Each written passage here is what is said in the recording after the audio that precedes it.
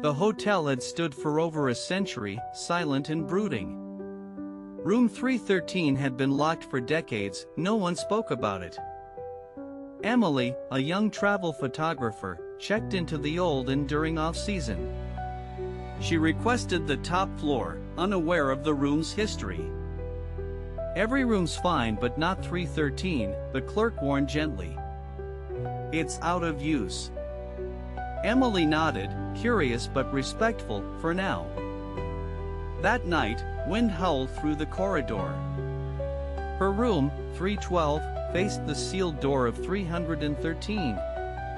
Something about it felt alert. She took a photo of the door. When she checked the image, there was a pale face behind the foggy glass. Emily blinked and looked again. The hallway was empty. But the camera didn't lie. The image showed someone watching her. She knocked on 313 softly. No answer. But her breath suddenly clouded, and the hallway temperature dropped by 10 degrees. Footsteps echoed behind her, but no one stood there. She quickly returned to her room, locking the door and checking it twice. That night, her camera turned on by itself. It recorded 30 seconds of static, followed by whispering. She played the audio. A faint voice repeated, "Please don't leave me here. It's so cold. So dark." Emily's hands shook. She rewound the clip, the voice was unmistakably female. Sad. Tired. Begging. She asked the front desk about the room. The clerk grew pale. "A woman died there. Long time ago. No one goes in." "Who was she?" Emily asked. The clerk hesitated. "A guest who never checked out.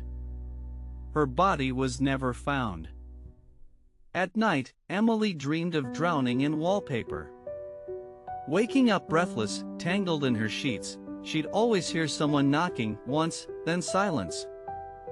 On the fourth night, she found her door ajar at 3:13 a.m. A cold breeze floated in from across the hall. Emily stared at the open door, her breath fogging the air. Across the hallway, room 313's doorknob slowly turned, creaking softly in silence.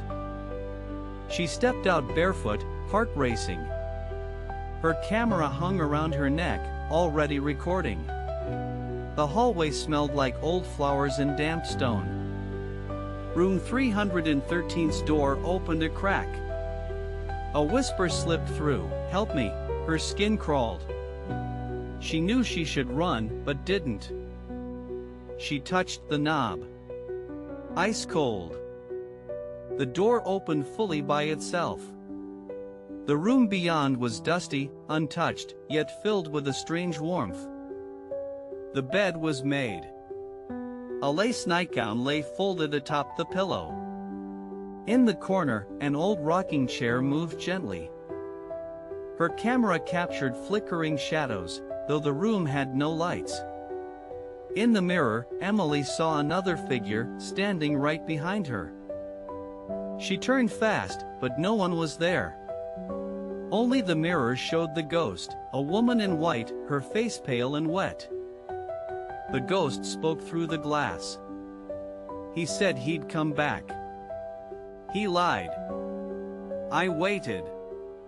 I waited until my name faded.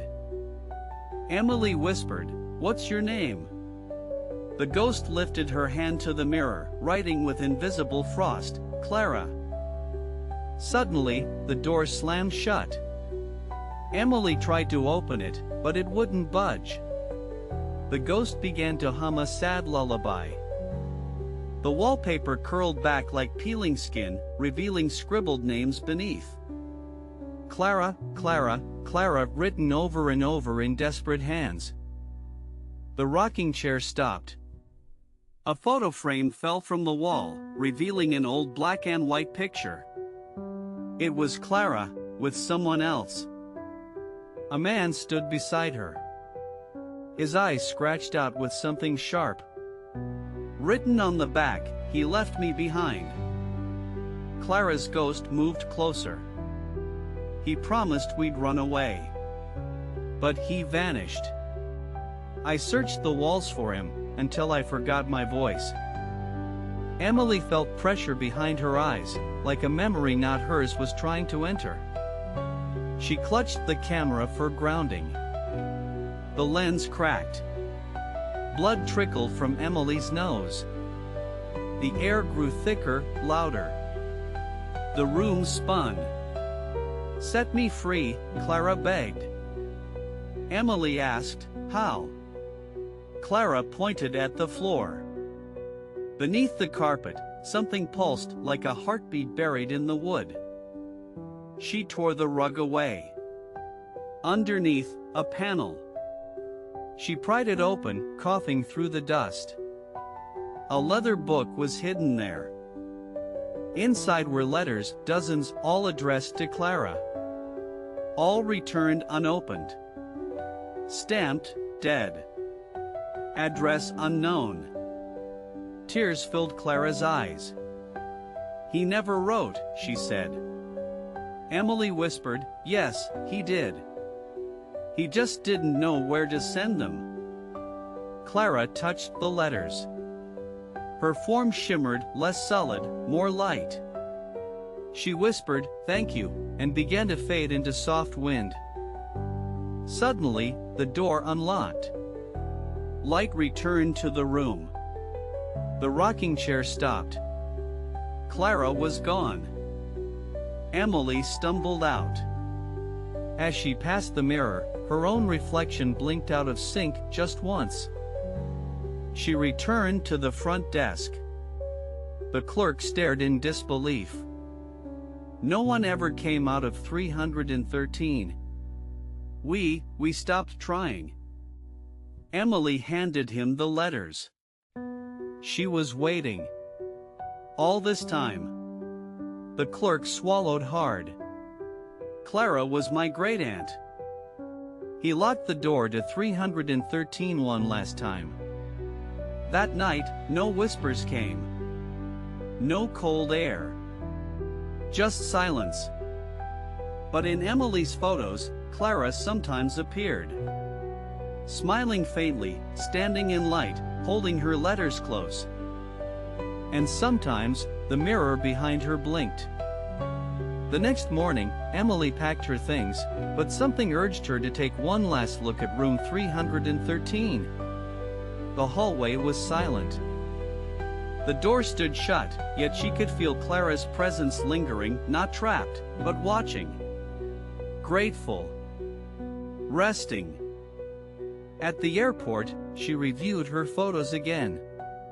In one frame, Clara stood smiling, holding the same letters, her eyes finally at peace. Emily posted the story on her blog. She called it, "The Forgotten Room." It went viral overnight. Thousands shared similar tales. People from all over wrote to her, saying they had dreams of Clara. Some said they'd seen room 313 in different cities. One man claimed he'd stayed in 313 years ago and never felt alone since. Another said he dreamed of her humming. That night, Emily couldn't sleep. A soft knock came at 3:13 a.m. Not her door, but the hotel room next to hers. She froze. She wasn't in the old hotel anymore. This was a new place, new city. And yet, the same time. She checked her phone. 3:13, a whisper outside, "You hear me?" Her blood ran cold. She slowly opened the curtain. There, across the dark street, stood a woman in white, not Clara, someone else. Watching her window. Emily's breath fogged the glass. The figure tilted its head.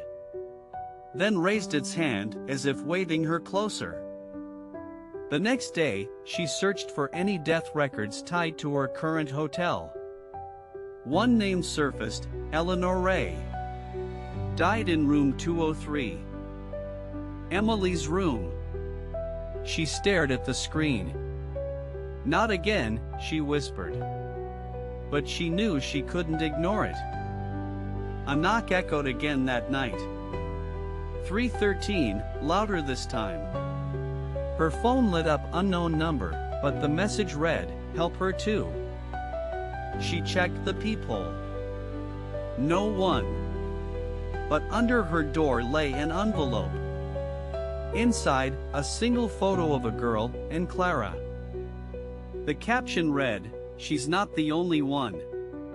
Emily realized Clara's story was just the beginning. These spirits weren't haunting her.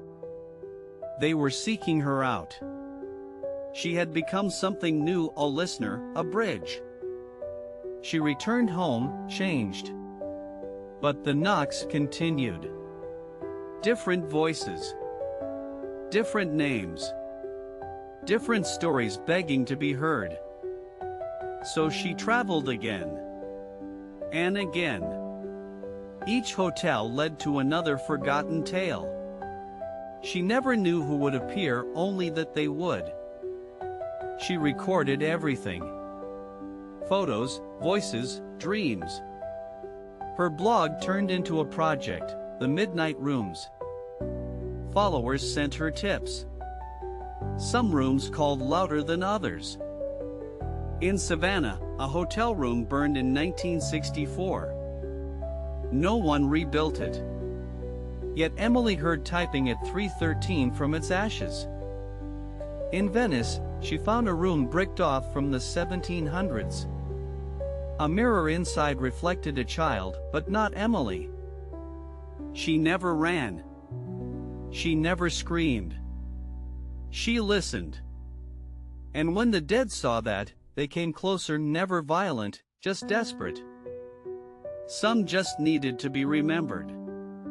Others warned her of things still hidden. Secrets beneath floors. Voices trapped in old wood. She never advertised her visits. The spirits somehow knew where she was. Always at 313. Always with a whisper. She began dreaming of a door. Endless hallway. Room numbers shifting. One room pulsed red 000. She never entered. Until one night, she did. In the dream, she opened 000. Inside, every ghost she'd ever met. And one she hadn't. It was herself. Pale. Silent. Watching. Her reflection blinked, then whispered, "One day, you'll be the story someone else finds." Emily awoke from the dream sweating, breath short. The image of herself in room 000 wouldn't leave her mind. She checked her phone, it was 3:13 a.m. Again. But this time, no knock. Only silence. Heavier than ever. Her reflection in the dark window didn't move right. When she turned her head, it lingered half a second longer. She turned away. "I'm tired," she whispered. Just one night without voices. But her heart knew it wasn't over. That night, she had no dreams. Only falling. Darkness. And laughter, a child's voice echoing from somewhere unreachable. Morning came cold and gray. Her inbox had hundreds of new messages. One subject line stood out, "I saw her too." A man had stayed in 313 5 years before. He'd never told anyone what he saw. But when he read her story, he recognized Clara. And her lullaby. But said another woman stood behind Clara, watching her angry. He described her in detail. Not Clara. Someone older. Shadowy. With no eyes. Just smooth, blank skin over her face. He called her the keeper. Said she wasn't trapped, she did the trapping. Clara had whispered, "Don't let her find you." Emily felt sick. What if Clara was fleeing something all along? What if the letters had only delayed her fate? She searched her recordings. In the background of Clara's final whisper, she heard something new, a second voice. It wasn't words. Just breathing. Slow, long, like wind through bone. Not Clara. Something else had been in the room too. Her next trip took her to an abandoned inn in Maine. Room 8. No mirrors. Locals refused to go near. Inside, the walls pulsed faintly. There were no windows. Just one painting of Clara. But her face was torn out. Emily stayed one night. At 3:13, she woke to see the torn canvas hole.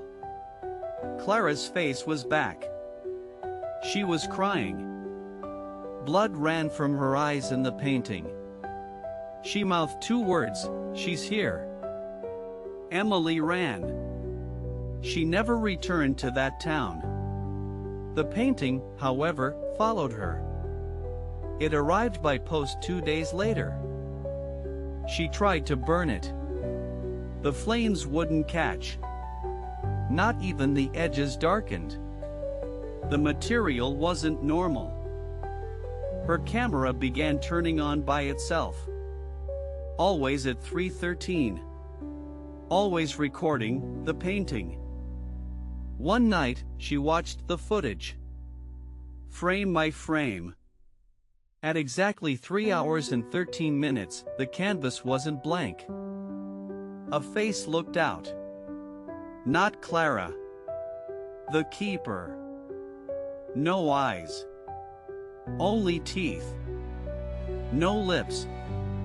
Only smiling. Emily knew what she had to do. One final trip. She booked a return to the original hotel. Room 313. The staff recognized her. "You're the girl from the story," the clerk whispered. Are you sure?" She nodded. Room 313 was exactly the same. As if frozen in time. But colder. Hungrier.